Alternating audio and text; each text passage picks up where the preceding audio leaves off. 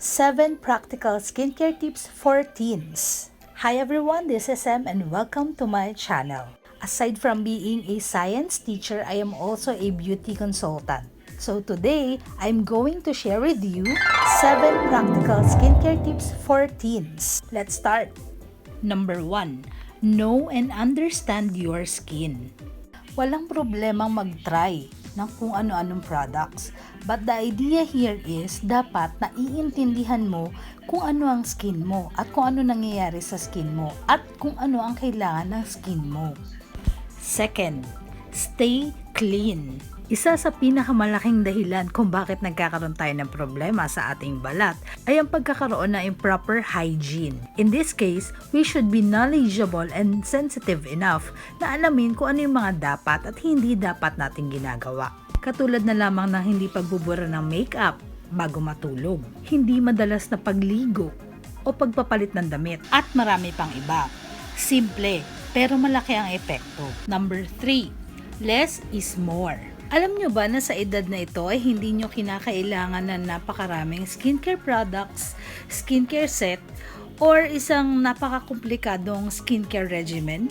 Yes, dahil ang ating katawan, particular na rin ang ating balat, ay merong sariling paraan ng pag-aalaga ng sarili. Tulad na lamang ng alam nyo ba, na kada 2 linggo or 2 weeks, nagkakaroon tayo ng bagong mga skin cells. And every 4 weeks, umaakyat yung mga matatandang skin cells, so napapalitan siya ng mga bagong skin cells. So, kusa siyang napapalitan at kusa siyang natatanggal. So, hinay-hinay sa paggamit ng exfoliators or scrubs. Also, the best din gumamit ng multi-purpose na mga products, katulad na lang ng tinted sunscreen or liquid foundations na may SPF. Number 4, research or educate yourself.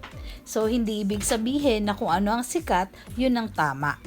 Like for example, yung mga DIYs, natural products, o kaya organic products. Kahit talaga namang magaganda itong mga products na to, merong specific na pinaggagamitan ito. And kapag mali ang gamit natin dito, saka nagkakaroon ng problema. Like for example, yung coconut oil, napakaganda niya sa skin. Pero kung susubukan mo siyang ilagay sa mukha, magkakaroon ka ng problema kasi kaya niya makapag-block ng pores.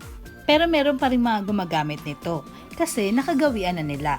But it doesn't mean na kung ano yung gumana sa kaibigan mo, yun din yung gagana sa'yo. So you have to do your own research and educate yourself. Number 5, stay hydrated. Kailangan mo lang naman uminom ng tamang dami ng tubig. And with the right amount of water, you will stay hydrated. Tipid pa. Number 6, protect your skin.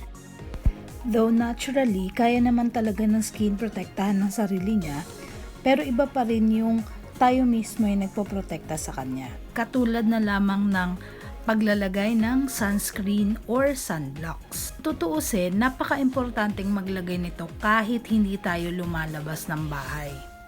Lalong-lalo na ngayon na napakabilis ng magbago ng panahon. So we should be protected against UVA or UVB. Idagdag na rin natin ang pagsusuot ng sombrero, ng paggamit ng payong, at pag-iwas sa pagbilad sa ilalim ng araw. And even sa pagbababad sa harapan ng computer, ng TV, or ng any gadgets katulad na rin ng phones, which can cause dryness, premature aging, melasma, and wrinkles.